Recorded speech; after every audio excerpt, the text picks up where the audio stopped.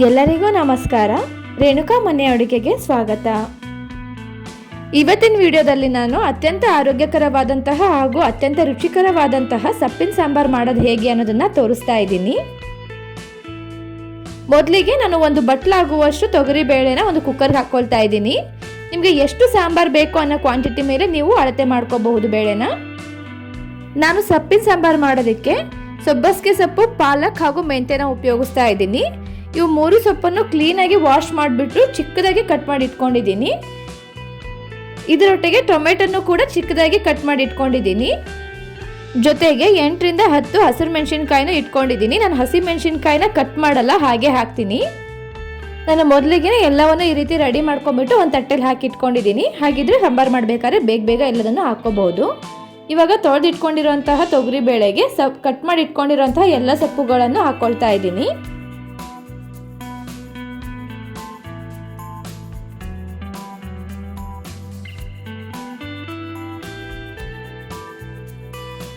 ಜೊತೆಗೆ ಒಂದು ಎಸಳಾಗುವಷ್ಟು ಕರಿಬೇವನ್ನು ಕೂಡ ಹಾಕ್ಕೊಳ್ತಾ ಇದ್ದೀನಿ. ಕಟ್ ಮಾಡಿ ಇಟ್ಕೊಂಡಿರೋಂತಹ ಟೊಮೆಟೊನು ಕೂಡ ಕುಕ್ಕರಲ್ಲಿ ಸೇರಿಸ್ಕೊಳ್ತಾ ಇದ್ದೀನಿ. ಇದರೊಟ್ಟಿಗೆ 3/4 ಟೇಬಲ್ ಸ್ಪೂನ್ ಆಗುವಷ್ಟು ನಾನು ಹರಳುಪ್ಪನ್ನು ಹಾಕ್ಕೊಳ್ತಾ ಇದ್ದೀನಿ. ಜೊತೆಗೆ 3/4 ಟೀ ಸ್ಪೂನ್ ಆಗುವಷ್ಟು ಅರಿಶಿನ ಪುಡಿನೂ ಕೂಡ ಇದ್ರ ಜೊತೆಗೆ ಸೇರಿಸ್ಕೊಳ್ತಾ ಇದ್ದೀನಿ. ಕೊನೆಯಲ್ಲಿ ಕುಕ್ಕರ್ಗೆ ನೀರು ಹಾಕ್ಕೊಳ್ತಾ ಇದ್ದೀನಿ. ಬೇಳೆ ಸೊಪ್ಪು ಎಲ್ಲದೂ ಸ್ವಲ್ಪ ಮುಳುಗೋವಷ್ಟು ನಾವು ನೀರು ಹಾಕ್ಕೋಬೇಕಾಗುತ್ತೆ. ಅದಾದಮೇಲೆ ನಾನು ಹಸಿ ಮೆಣಸಿನ್ಕಾಯಿನ ಕುಕ್ಕರಲ್ಲಿ ಡೈರೆಕ್ಟಾಗಿ ಹಾಕ್ಕೊಂಡಿಲ್ಲ. ಯಾಕೆ ಅಂದರೆ ನಮ್ಮ ಮನೇಲಿ ಚಿಕ್ಕ ಮಗುಗೆ ನಾವು ಬೇಳೆನ ಹಾಗೆ ತೆಗಿತೀವಿ. ನಾವು ಹಾಗಾಗ್ಬಿಟ್ಟು ಅದಕ್ಕೆ ಖಾರ ಇನ್ನೂ ಬೆರೆಸಲ್ಲ. ಹಾಗಾಗ್ಬಿಟ್ಟು ನಾನು ಒಂದು ಬಟ್ಲಲ್ಲಿ ಹಸಿಮೆಣಸಿನ್ಕಾಯಿನ ಹಾಕಿ ಹಾಗೆ ಸಪ್ರೇಟಾಗಿ ಇಟ್ಕೊಂಡಿದ್ದೀನಿ. ನೀವು ಕುಕ್ಕರಲ್ಲೇ ಹಸಿಮೆಣಸಿನ್ಕಾಯಿನೂ ಹಾಕ್ಕೋಬಹುದು. ನಾನಿಲ್ಲಿ 3 ವಿಷಲ್ ಹೊಡ್ಸ್ಕೊಂಡಿದ್ದೀನಿ. ಇದಾದಮೇಲೆ ನಾನು ತೋರಿಸ್ತೀನಿ. ಮೇಲ್ಗಡೆ ಏನು ಬಟ್ಲಲ್ಲಿ ಇಟ್ಕೊಂಡಿದ್ದಲ್ಲ ಹಸಿಮೆಣಸಿನ್ಕಾಯಿ, ಅದಷ್ಟೇ ಸಪ್ರೇಟಾಗಿ ಬೆಂದಿರುತ್ತೆ. ನಾನು ಸಪ್ರೇಟಾಗಿರೋ ಇಟ್ಕೊಂಡಿರೋಂಥ ಹಸಿಮೆಣಸಿನ್ಕಾಯಿನ ಇವಾಗ ತಗೊಂಡ್ಬಿಡ್ತೀನಿ. ನಿಮಗೆ ಸಪ್ಪೆ ಬೇಳೆ ಹಾಗೂ ಸೊಪ್ಪನ್ನು ಯಾವ ಚಿಕ್ಕ ಮಕ್ಕಳಿಗೂ ತೆಗೆಯೋದು ಬೇಕಾಗಿಲ್ಲ ಅಂತ ಹೇಳಿದರೆ ನೀವು ಇದನ್ನೆಲ್ಲ ಮಾಡೋದು ಬೇಕಾಗಲ್ಲ. ಡೈರೆಕ್ಟ್ಗೆ ಕುಕ್ಕರಲ್ಲಿನೇ ನೀವು ಹಸಿಮೆಣಸಿನ್ಕಾಯಿನ ಹಾಕ್ಕೊಂಬಿಡಿ. ನಾನು ಇವಾಗ ಏನು ಮಾಡ್ತಾ ಇದ್ದೀನಿ ಅಂದರೆ, ಅದು ಬಟ್ಲಲ್ಲಿ ಸ್ವಲ್ಪ ಎಕ್ಸ್ಟ್ರಾ ನೀರು ಬಂದಿದೆ, ಅಂದರೆ ಕಟ್ಟು ಬಂದಿದೆ, ಅದನ್ನು ಕೂಡ ಕ್ಲೀನಾಗಿ ತೆಗೆದುಬಿಟ್ಟು ಅದನ್ನು ಬಟ್ಲನ್ನ ಸಪ್ರೇಟಾಗಿ ಇಟ್ಬಿಡ್ತೀನಿ.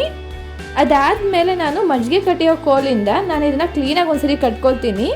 ಈ ರೀತಿ ಮಾಡೋದ್ರಿಂದ ಬೇಳೆ ಸೊಪ್ಪು ಎಲ್ಲ ಕ್ಲೀನಾಗಿ ಬರೆದ್ಬಿಟ್ಟು ಕ್ಲೀನಾಗಿ ಮಂದಕ್ಕೆ ಬರುತ್ತೆ. ನಿಮ್ಮ ಮನೆಯಲ್ಲಿ ಏನಾದರೂ ಸ್ಮ್ಯಾಶರ್ ಇದೆ ಅಂದರೆ ಸ್ಮ್ಯಾಶರ್ ಸಹಾಯದಿಂದನೂ ಮಾಡ್ಕೋಬಹುದು. ನನಗೆ ಮಜ್ಜಿಗೆ ಕೊಟ್ಟಿಯೋ ಕೋಲಿಂದನೇ ಯಾವಾಗಲೂ ಮಾಡ್ಕೊಂಬಿಟ್ಟು ಅಭ್ಯಾಸ ಆಗಿರೋದ್ರಿಂದ ನಾನು ಇದರಲ್ಲೇ ಮಾಡ್ಕೊಳ್ತಾ ಇದ್ದೀನಿ. ನನಗೆ ಇದೇ ಕಂಫರ್ಟಬಲ್ ಅನಿಸುತ್ತೆ. ಇದಾದಮೇಲೆ ನಾನು ಏನು ರೆಡಿ ಮಾಡ್ಕೊಂಡಿದ್ದೀನಲ್ಲ ಬೇಳೆ ಸೊಪ್ಪು ಎಲ್ಲ ಮಿಕ್ಸ್ ಮಾಡಿ ಅದನ್ನು ಒಂದು ಪಾತ್ರೆಗೆ ತಗೊಳ್ತಾ ಇದ್ದೀನಿ.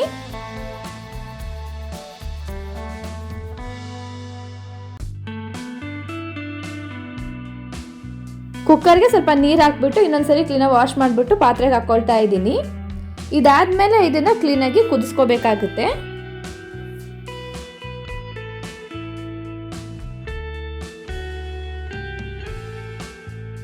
ಸಾಂಬಾರು ಕುದಿಯೋ ಅಷ್ಟರಲ್ಲಿ ನಾವು ತೆಂಗಿನಕಾಯಿನ ಮಿಕ್ಸಿ ಮಾಡ್ಕೊಳ್ಳೋಣ. ನಾನಿಲ್ಲಿ ಅರ್ಧ ಬಟ್ಲಾಗುವಷ್ಟು ತೆಂಗಿನಕಾಯಿನ ಚಿಕ್ಕದಾಗಿ ಕಟ್ ಮಾಡಿಬಿಟ್ಟು ಮಿಕ್ಸಿ ಮಾಡ್ಕೊಳ್ತಾ ಇದ್ದೀನಿ. ಮೊದಲಿಗೆ ನೀರೇನು ಹಾಕಿಲ್ಲ, ಹಾಗೆ ಮಿಕ್ಸಿ ಮಾಡ್ಕೊಂಡಿದ್ದೀನಿ.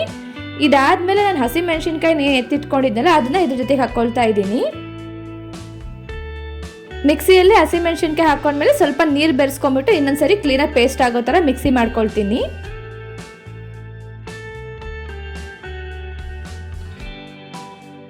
ಮಿಕ್ಸಿ ಮಾಡ್ಕೊಳೋದಾದ್ಮೇಲೆ ಇದನ್ನು ಸಾಂಬಾರ್ ಜೊತೆಗೆ ಮಿಕ್ಸ್ ಮಾಡ್ತಾ ಇದ್ದೀನಿ. ಜಾರಲ್ಲಿ ಇರೋ ಸ್ವಲ್ಪ ಕೊಬ್ಬರಿನೂ ಬರಲಿ ಅಂತ ಕ್ಲೀನಾಗಿ ಜಾರ್ನೂ ಒಂದ್ಸರಿ ವಾಶ್ ಮಾಡ್ಕೊಂಬಿಟ್ಟು ಹಾಕ್ಕೊಳ್ತಾ ಇದ್ದೀನಿ. ನಾನಿಲ್ಲಿ 1/4 ಟೇಬಲ್ ಸ್ಪೂನ್ ಆಗುವಷ್ಟು ಹರಳುಪ್ಪು ಹಾಕ್ಕೊಳ್ತಾ ಇದ್ದೀನಿ. ಅದರೊಟ್ಟಿಗೆ 2 ಟೇಬಲ್ ಸ್ಪೂನ್ ಆಗುವಷ್ಟು ಮನೆಯಲ್ಲೇ ಮಾಡಿರುವಂತಹ ಸಾಂಬಾರು ಮಸಾಲೆ ಪುಡಿನ ಸೇರಿಸ್ಕೊಳ್ತಾ ಇದ್ದೀನಿ. ನಾವು ಆಲ್ರೆಡಿ ಮೊದಲಿಗೆ ಒಂದ್ಸರಿ ಉಪ್ಪು ಹಾಕಿರೋದ್ರಿಂದ ಸ್ವಲ್ಪ ನೋಡ್ಕೊಂಡು ಉಪ್ಪು ಹಾಕ್ಕೊಳ್ಳಿ. ಇದರೊಟ್ಟಿಗೆ 1 ನಿಂಬೆಹಣ್ಣಿನ ಗಾತ್ರದಷ್ಟು ನಾನು ಹುಣಸೆಹಣ್ಣನ್ನು ನೆನೆ ಇಟ್ಟು ರಸ ತಗೊಂಡಿದ್ದೀನಿ. ಆ ಹುಣಸೆ ರಸನ ಇದ್ರ ಜೊತೆಗೆ ಮಿಕ್ಸ್ ಮಾಡಿಬಿಟ್ಟು ಕ್ಲೀನಾಗಿ ಒಂದ್ಸರಿ ಬೆರೆಸ್ಕೊಳ್ತಾ ಇದ್ದೀನಿ.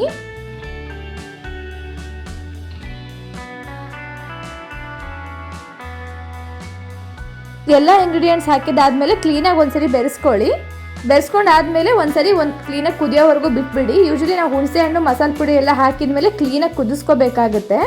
ನಾವೇನಾದರೂ ಅದೆಲ್ಲ ಮೊದಲಿಗೆ ಆಲ್ರೆಡಿ ಕುಕ್ಕರಲ್ಲಿ ಒಂದ್ಸರಿ ಬೆಂದಿದೆ ಅಂತ ಏನಾದರೂ ಹಾಗೆ ಬಿಟ್ಟೆ ಅಂದರೆ ಅದು ಟೇಸ್ಟ್ ತುಂಬ ಚೆನ್ನಾಗಿ ಬರಲ್ಲ. ನಾವು ಹುಣಸೆ ಹಣ್ಣಿನ ರಸ ಮಸಾಲೆ ಪುಡಿ ಹಾಕಿದ್ಮೇಲೆ ಚೆನ್ನಾಗಿ ಕುದಿಸ್ಕೋಬೇಕು, ಆವಾಗಲೇ ಅದು ಟೇಸ್ಟ್ ತುಂಬ ಚೆನ್ನಾಗಿ ಬರುತ್ತೆ.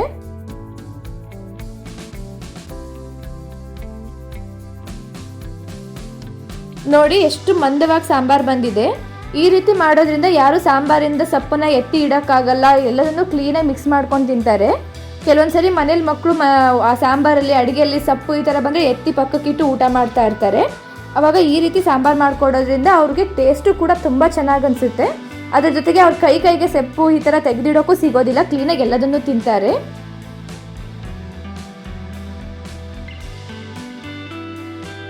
ಇದು ಕ್ಲೀನಾಗಿ ಕುದ್ದಿದೆ. ಇವಾಗ ಗ್ಯಾಸ್ ಆಫ್ ಮಾಡ್ಕೊಂಡ್ಬಿಟ್ಟು ನಾನು ಪಾತ್ರೆನ ಕೆಳಗಡೆ ಇಳಿಸ್ಕೊಳ್ತಾ ಇದ್ದೀನಿ.